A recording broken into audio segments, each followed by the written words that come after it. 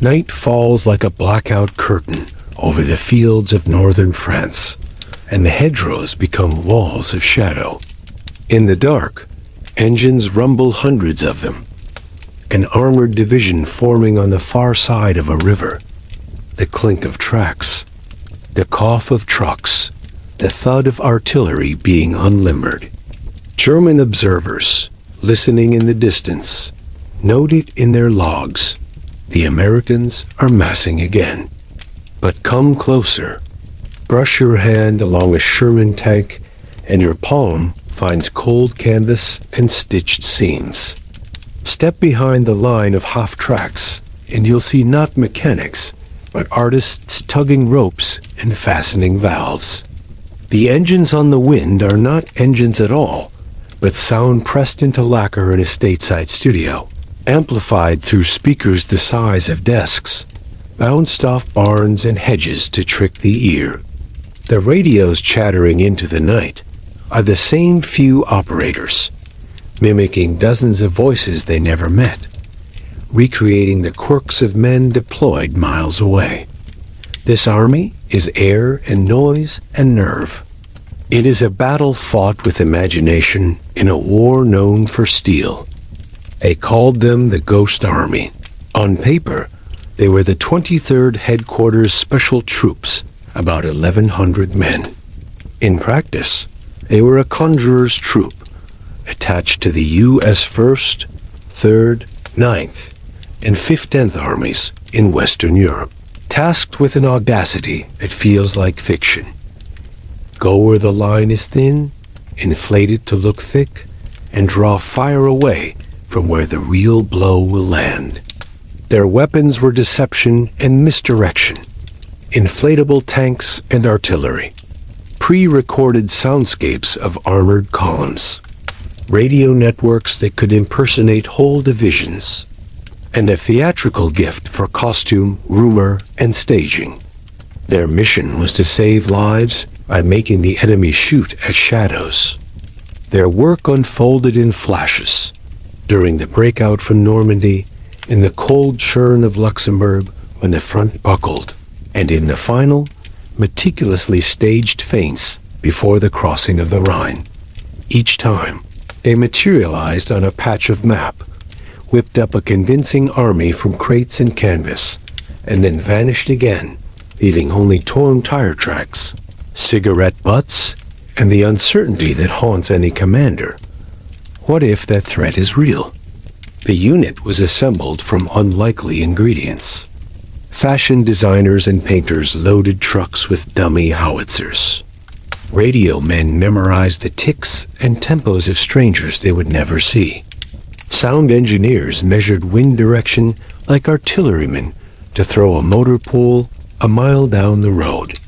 The 23rd had brothers and cousins, two most notably a separate deception company in Italy, performing the same trick across the Apennines.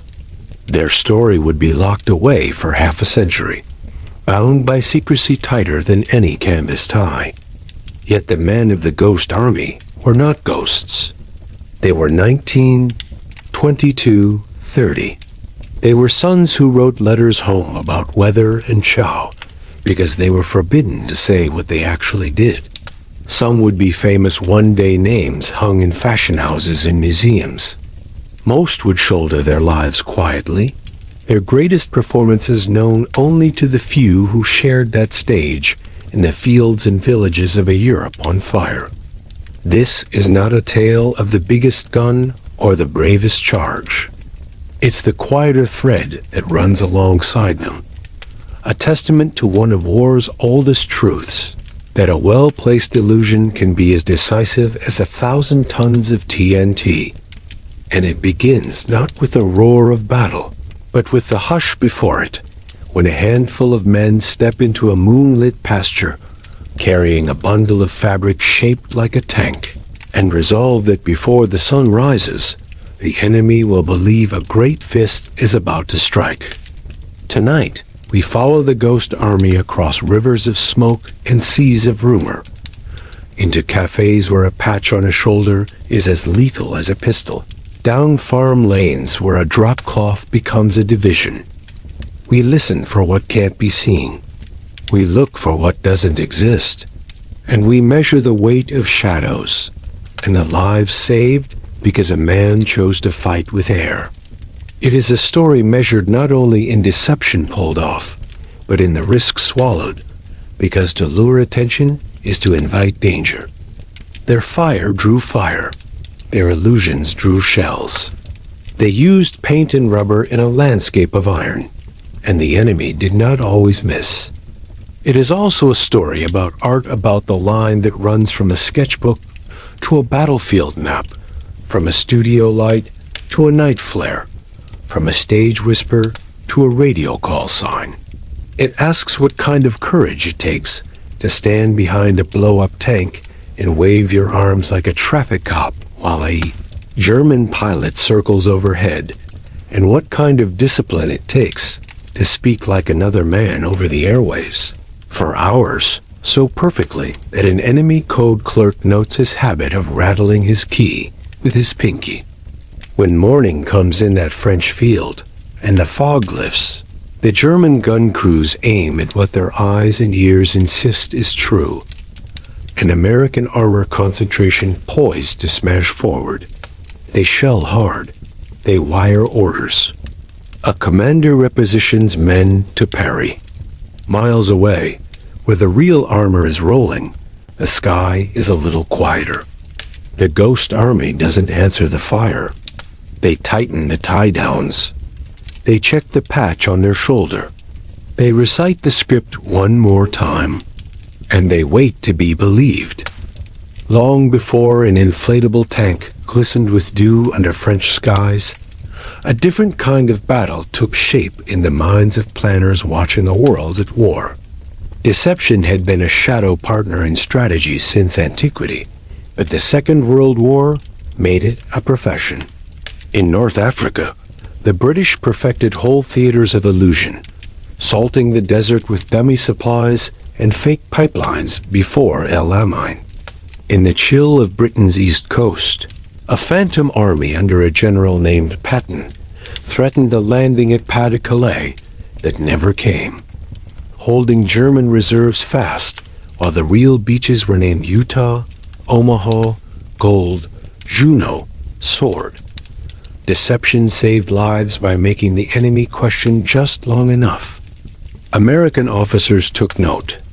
Among them was a colonel with an eye for audacity and a journalist-turned-officer who understood theater as much as tactics.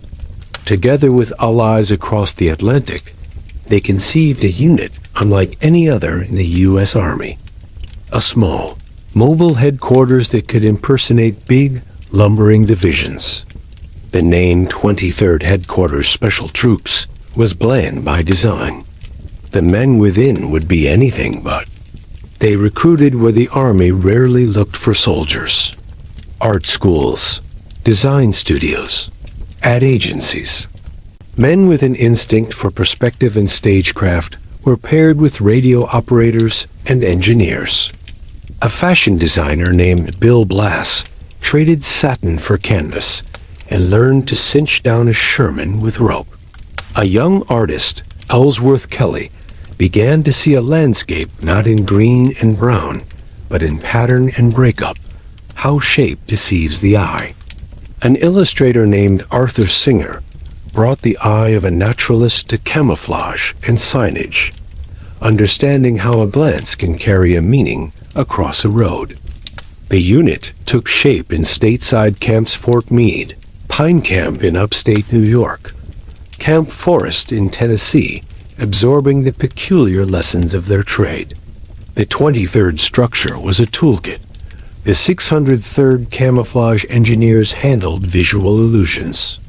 A 3,132nd Signal Service Company developed and deployed sound deception. A small radio platoon, called the Signal Company Special, wove fake conversations across the ether. And the 406th Engineer Combat Company, the unit's backbone, laid roads, strung wire, and provided the muscle and security to make theater work in a war zone. Training was as much rehearsal as drill. Sound engineers from research laboratories and theaters from places like Bell Labs and the Acoustics Labs at Stevens Institute of Technology arrived with ideas and contraptions.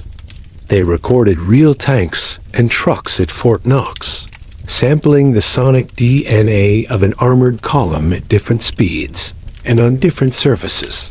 Steel track on macadam, rubber on dirt, idle, rev, grind. These sounds were pressed onto 16-inch discs in bands 5 miles per hour, 10, 15, and played back on special turntables mounted in half tracks, amplified through an array of horn speakers that could throw the illusion up to miles downrange, depending on wind and contour. A single sound truck could paint a convoy where there was none. A line of them could suggest an army creeping through the night.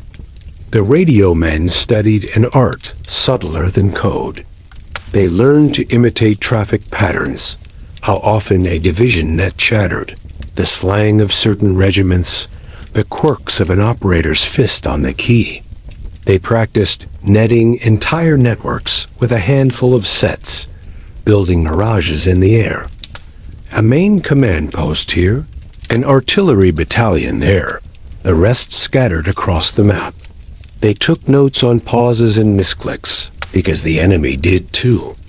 Somewhere in a German van, a signals analyst kept a ledger of hands, new and old. The ghost army would have to fool that clerk more than once. In the motor pool, rubber and canvas arrived by the truckload. The inflatable vehicles manufactured by companies that had once made beach balls and aviation. Life rafts were works of pragmatic art. Sherman tanks with ribbed interiors to hold shape. Half-tracks with convincing silhouettes and painted-on details. Even aircraft with tensile spars. A compressor could bring a tank to life in 20 minutes.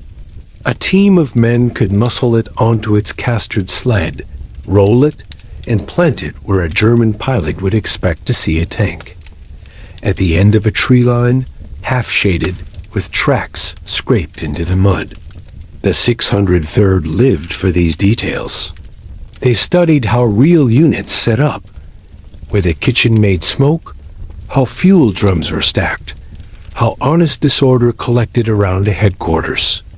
They learned to leave the right trash in the right place. A staged camp for an infantry regiment looked different than an armored brigade's bivouac. A field hospital had a signature all its own. The 406th built dummy roads with burlap and crushed stone, then ran jeeps up and down to engrave them with purpose. Military police donned counterfeit patches and directed traffic to nowhere. Sign painters posted warnings to non-existent minefields and hung the right unit insignia on the right trees. They took as much pride in getting a grease stain right as any rifleman took in his marksmanship. Not all the craft was visual or sonic. A small group of men became actors in uniform.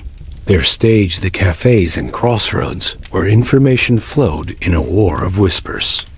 They learned to walk into a bar, make sure their shoulder showed the right patch, and complain loudly enough about orders to be overheard.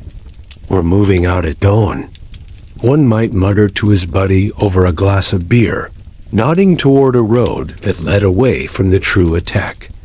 This atmosphere was dangerous work. A rumor can be a fuse if the wrong ears catch it, an Allied patrol as much as a German spy ring. But rumor made the picture richer, and the picture had to be rich to be believed. Everything had to harmonize. A fake unit's radio net matching its vehicles, its signatures matching its discipline on the road. Mistakes could be get-men-killed kinds of mistakes. So they drilled under pressure. They learned to set up in hours what real divisions needed days to arrange and to vanish even faster. They practiced in mud and in dust, learned which canvas creaked in cold, unspooled wire in their sleep. And in the evenings, because this was still an army camp, they wrote home about drill and chow and a new friend from Boston, and added a line at the end. Sorry, I can't say more. By the spring of 1944, their tools were ready and their scripts were drafted. They crossed the Atlantic with the flood of men and machines that would invade Europe. On D-Day, other deceptions were the Stars' whole phantom armies, made of plywood and radiostatic, held the German high command in place while the beaches were stormed. But as the front pushed inland and the lines thinned, the Allies needed a scalpel. They needed a unit you could drop on a map for a week to fix an enemy in place or misdirect a reserve. And so the men who cartwheeled tanks out of canvas and pitched voices over the ether finally came into their own. They would arrive under guard and move behind tarps. They would be assigned to a corps or an army for a few days, and then, just as stealthily, be handed on to another. Officially, they had hardly been there at all. Unofficially, they were about to wage a war of appearances in a continent whose every field had learned to fear what appeared at dawn.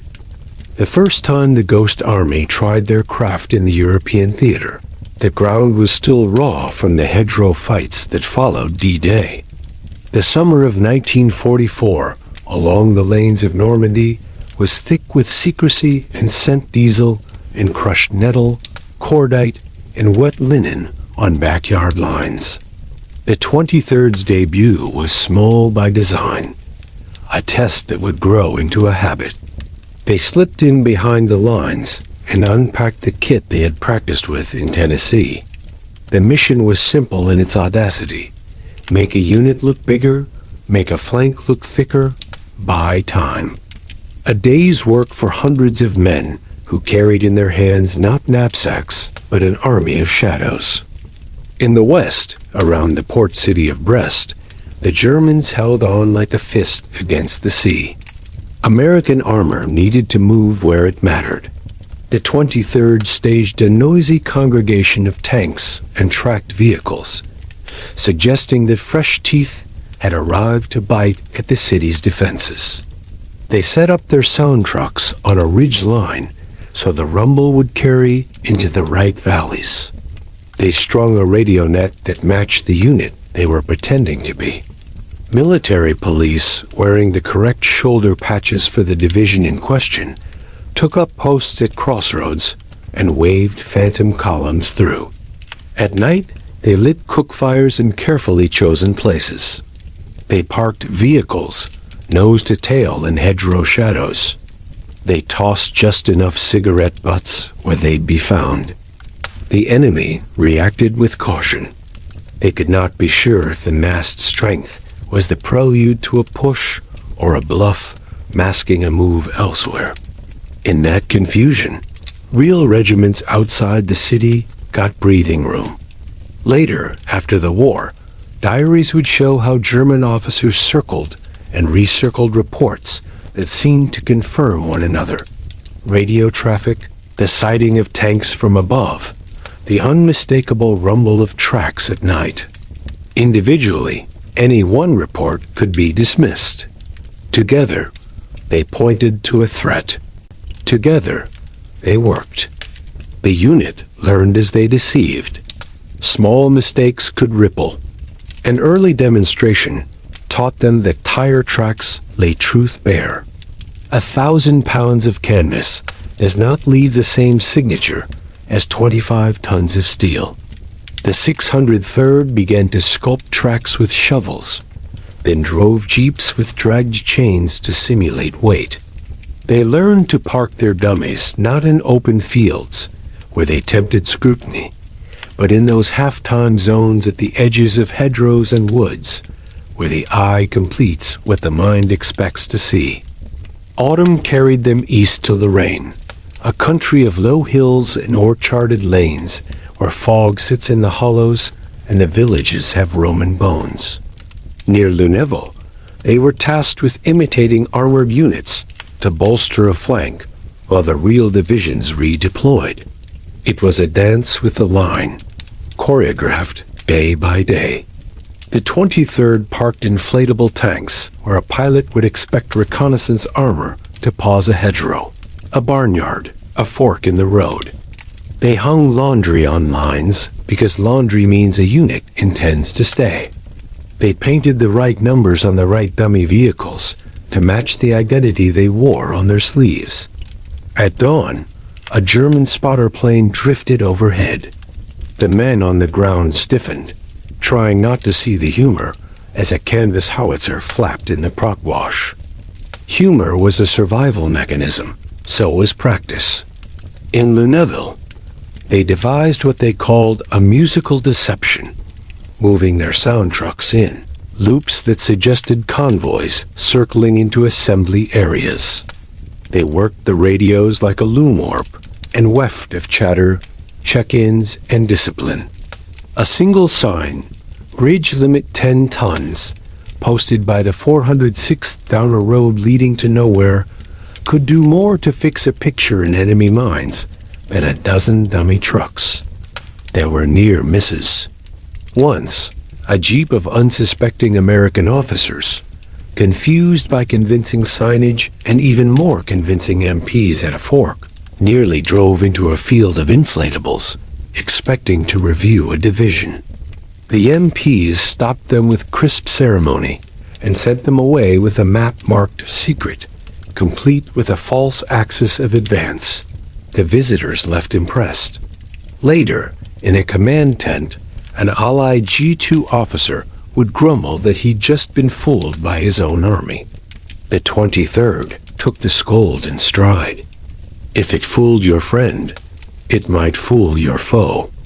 Men wrote in their notebooks sketches of hedgerows and the way a tarp hung in dew, notes on French barns and their acoustics, tastes of soups and wines served by villagers, who only knew that an American with a patch on his sleeve was suddenly their guest. They learned the ethics of their trade in those nights. They lured shells. To draw attention is to paint a target on your own back. In Lorraine, and later in Alsace, when their illusions attracted artillery, they scrambled for foxholes like anyone else and listened for the lantern of incoming rounds, the rising shriek, the sudden white of burst. Then winter came crashing down. In December 1944, the German army broke the Ardennes open in its last great gamble. Towns with Christmas trees still lit were caught in a tide of fire. Units were overrun in fog and snow. On maps, the American line bent like a bow drawing tight. The 23rd was sent with a line grew porous. To Luxembourg, small fields rhymed with frost, low forested ridges, villages with ice on the eaves. Their mission near Bettembourg was simple and desperate. Pretend to be two whole divisions shoring up a threatened sector. It was ugly work. There was no theater available for half measures. They put on the shoulder patches that would be seen by friendly stragglers and enemy scouts alike. They parked their armor under the skeletal orchards and dragged logs for dummy artillery. They made noise because noise was needed, and the enemy answered. Artillery loves a lie as much as truth. A battery firing at a phantom doesn't know it's being fooled. During those days outside Luxembourg City, the 23rd took honest fire. Men who had spent months coaxing the world to see what wasn't there now had to remind themselves that the shells were. Foxholes got names. The unit took casualties. The men kept going. What they achieved is measured not in ground gained, but in uncertainty multiplied. Reports filtered into German corps of a buildup that wanted watching. Reserves that might have reinforced the bulge had to weigh their options. The line held in part because it looked as if it had hands ready to hold, because somewhere on a map an enemy colonel did not commit what he could not spare. If you had walked through one of those camps in December cold biting the ears, a lamp hissing in a canvas tent, men joking to keep their breath steady, you would have seen the strange marriage that sustained them. The meticulous eye of the artist and the iron habit of the soldier. A man who knows how to shade a dummy tank to look like steel also knows how to dig a hole before frost sets in. When the snow fell and the wind found every gap in a jacket, they rolled themselves in the same blankets as every other GI, and they dreamed the same dreams of home. In the morning, they stood up and built a division where there wasn't one. By March 1945, winter was ebbing and the war's end felt close and impossibly far. The Rhine lay like a final threshold across the map, broad, cold, and bristling with guns. To cross, it was to wound the heart of Germany. That is where the Ghost Army staged their biggest performance. The operation unfolded along the lower Rhine, where the American Ninth Army prepared to leap. The 23rd was tasked to simulate a major crossing effort north of the real point of attack, to suggest, with all their tools in concert, that multiple divisions were massing where in fact only a screen remained. This deception, known to their planners and to history as Operation Viersen, would be the apotheosis of everything they had learned. They arrived at muddy fields and gravel lanes and unfurled their canvas inventory. Inflatable tanks blossomed like strange fruit along the tree lines. Artillery emplacements sprouted with logs and hand-dug revetments. The 603rd painted unit numbers and bumper codes to match those they were impersonating. Patches were handed out. Signs were posted with the right names in stenciled letters. A bridge company of air and imagination went to work on a riverbank, laying out pontoon components made of wood and canvas so that reconnaissance aircraft would dutifully note the outline of a crossing site. The 406th crushed stone, laid fake roads, and put traffic where it could be seen. Jeeps rattled up and down to deepen the illusion. The sound crews set their half-tracks in arcs. They checked wind and humidity. In the dark, the discs spun. A motor pool woke where none existed. Tanks clanked onto pontoon rafts that were never in the water. Trucks downshifted into staging areas that were nothing but fields with the right tire marks. The horns threw the illusion across the river like bait. On the airwaves, the signal company special spun its web. An artillery battalion checked in. A division net crackled with discipline and slang. A quartermaster unit bickered about fuel deliveries. The voices were few, the characters many. The rhythm was everything. Somewhere on the far bank, a German listener with good ears and better training frowned and began to plot pins on a map. Theater mattered too. Soldiers with fresh patches on their sleeves were seen in just enough places, riding in the back of trucks through villages, ducking into a billet, hailing a jeep at a junction. A rumor, seeded carefully, grew in the wild soil of the front.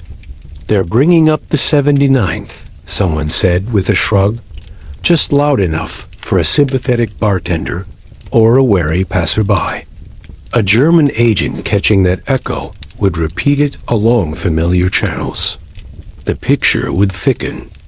At night the sky strobed, not with fireworks, but with the endless fevers of a modern front flares. Tracers, the low, petulant lightning of distant barrages. In that light, the Ghost Army worked. A man who had once drawn fashion plates now cinched guy lines against March gusts. A painter blended black and olive on canvas to give depth to the flat. A radio operator, eyes narrowed, rode the edge of exhaustion without once slipping out of character. Between tasks, they drank coffee that tasted of tin and laughed at jokes older than war. And because the point of the exercise was to be seen and heard, the enemy obliged. German artillery felt for them with iron fingers. They'd chosen their ground well and their holes deep. They took fire and they held their nerve. All the while, miles away and south of the din, the real crossing began. Engineers laid real bridges under camouflage and smoke. Real armor edged onto steel spans.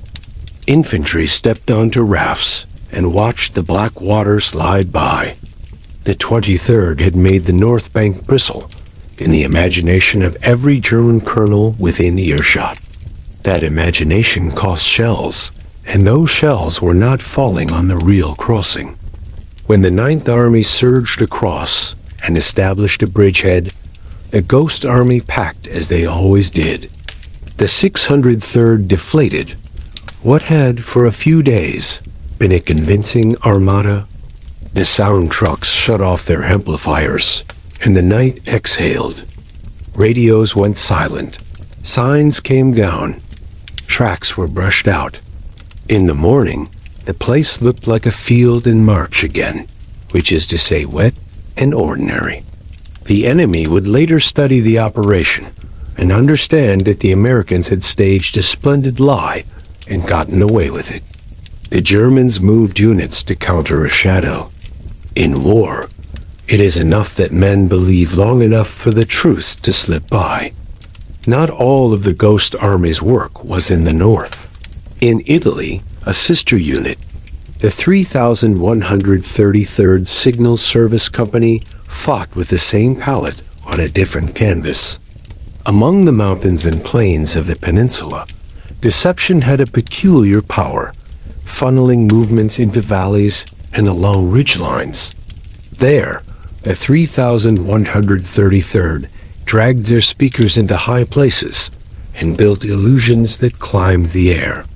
They masked real offensives into the Po Valley by suggesting crossings and assemblies along other rivers. In winter, sound traveled like rumor in a small town. In summer, the dust turned every motion into a story. Their wires fed confusion into German headphones. Their radios sketched quick phantoms that were gone by morning. The work was solitary and exposed. The result was measurable in German hesitation and in shells that fell where no blood was shed. Back on the Western Front, spring accelerated the end. After the Rhine, the thrust into the heartland unraveled the enemy front. Cities in smoke and refugees on roads. The 23rd's assignments grew shorter and sharper quick feints to ease in advance, decoy artillery to thin out counter-battery fire. They still got it wrong sometimes. Once an inflatable tank collapsed at the wrong breeze when a curious GI from another unit leaned against it for a friendly pose. Men collapsed, too, in laughter that came from a place of tension and relief. They salvaged the scene with practiced ease and a fresh tank from a truck. The moment passed. The war rolled on. They ended in Germany, not with a bang, but with the same precision with which they had always arrived. Their last operations blurred into the surrender spots on a map where for a day a phantom division existed, and then a white flag went up somewhere, and the order came down to stop. In a field under a huge sky, a man released the valve of a rubber half-track and watched it sigh into shapelessness. On a table in a tent, a stack of acetate sound discs caught the morning sun, their grooves holding the echo of hundreds of armored columns that had never been. A radio operator took off a set of well-worn headphones and realized that the voice he'd been speaking in for months now felt more natural than his own. What had it all amounted to? The measure is made in odd units. Enemy units diverted, artillery misdirected, crossings eased, days shaved off campaigns, lives not lost. The U.S. Army's official histories would one day call the 23rd's contributions frequently of great value. The men who had lived the trick knew the value intimately. They could feel it in how often the shells fell where they'd been, not where their friends were. They could see it in commanders' brief nods, and the sudden ease in the path those days when the line felt thinner than paper. When the guns quieted, the men of the Ghost Army lined up for their share of the Army's weary rituals, turning in equipment, collecting papers, rolling spare socks and photographs into duffels. And then they did something harder than any fast move under fire. They kept their mouths shut. Secrecy had been their second uniform in the war. It remained so in peace. The facts of their work were classified.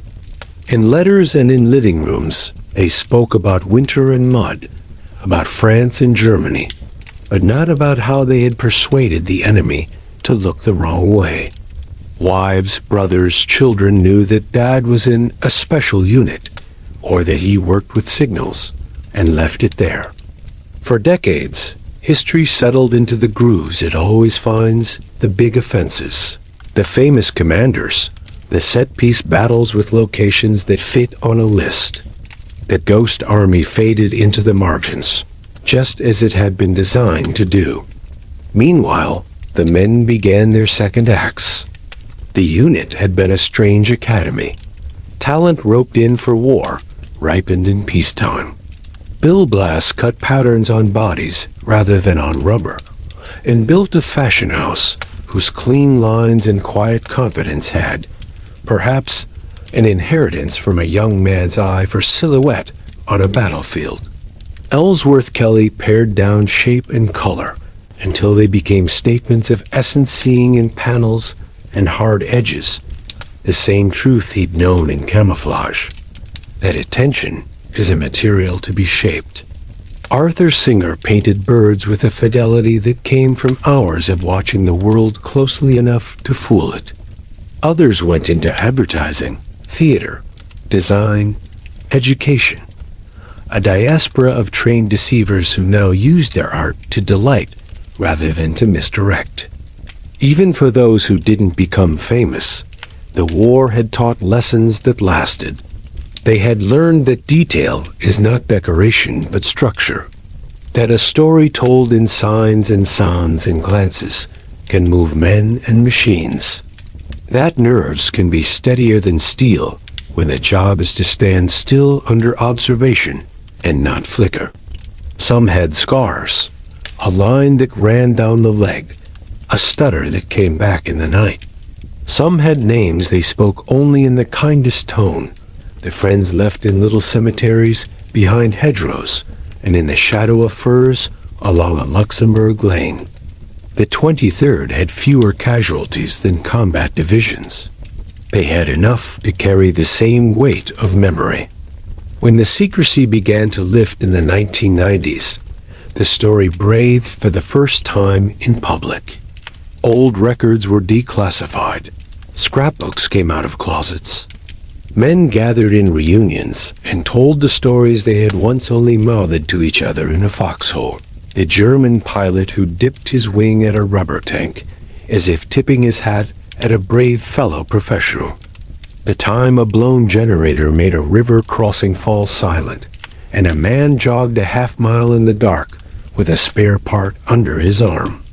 The compliment from a corps commander who stared out at a field of canvas and said, with engineering appreciation, "That's a hell of a job, boys." Families learned that the old paintings in the attic, the sketches of road signs and barns, were not random mementos, but pieces of an untold campaign. Recognition followed, slow and dignified. Historians threaded this clandestine work into the broader tapestry of Allied deception. Documentaries and books gave faces to the idea. Museums mounted exhibits with a rubber tank nested in lights and text, inviting visitors to walk up and touch the skin of an illusion, and to understand that deception in wartime is not trickery for trickery's sake, but a moral choice to save lives by bending perception. In 2022, a grateful nation passed a law to award the Ghost Army the Congressional Gold Medal, one of its highest honors. Survivors few, gracious, still with that glint of mischief, stood to be acknowledged on behalf of all who had served. The medal itself, struck in bright metal, carries figures and tools that once had to be hidden in crates as army trucks rattled through French villages in the small hours. What, finally, do we take from the Ghost Army? We take the reminder that strength has many shapes. We hold wars in our minds as contests of mass and fire, and they are. But they are also contests of attention. The 23rd Headquarters Special Troops and their cousins in Italy fought for attention and won. They showed that the same mind that sketches a figure on a page can sketch a threat on a map. They honor the part of human ingenuity that builds to spare life rather than to take it. We also take caution. Deception is a knife with two edges. In war, used against an armed enemy, it can be a humane efficiency. In peace, a manipulation of perception can corrode trust. The men of the Ghost Army carried their skill with a soldier's ethics. They risked their own lives to throw fire away from others. Remembering their story means holding that balance in view. To prize ingenuity while respecting truth. To understand that the power to shape what others see demands care. There is, too, the matter of courage. It does not roar in this story. It whispers. It is the courage to set up under observation and be seen, to wear the wrong patch and become bait, to hear your own amplifiers, calling the enemy's artillery and not buckle. It is the courage to wake before dawn, put a hand on cold canvas, and make a tank out of air, knowing someone somewhere is counting how many tanks you have. It is the courage to do a dangerous job, and then to say nothing about it for 50 years. Walk, finally, back into one of those fields. The war is over now. It is spring again. A man opens a valve, and a canvas wall goes soft. The air hisses out, and a tank collapses into a heap of fabric like a circus tent folding. He grins at the absurdity, maybe, of having spent a year moving shadows around Europe and being shot at for the trouble. He throws the bundle onto a truck. A sound truck's doors swing open, and the records inside gleam for a moment, catching light. A radio set goes silent with a click and a last breath of static. Birds are loud, suddenly, because no one else is. In that quiet, consider the lives that kept their silence so that others might speak. Consider the weightless things that saved heavy lives, rubber and rumor, paint and voice. Consider how often in your own life, attention has been pulled, gently, away from one thing to another, and how that pull can be a kindness or a harm. The past is a teacher. So is this story? The men of the Ghost Army asked the enemy to look the wrong way so their friends could live. We who live because they were believed can look back the right way now with clear eyes and gratitude. We can honor their craft by guarding our own attention, by blessing ingenuity that preserves life, by recalling that even in the hardest chapters, the human mind can be a saving grace. The last tracks in those fields have long since filled with grass. The signs they painted came down. The patches were folded away in drawers. And yet, if you put an ear to the grooves of history, you can still hear it. The phantom rumble of an army that never was, protecting the footsteps of one that was, until the river was crossed and the road ran home.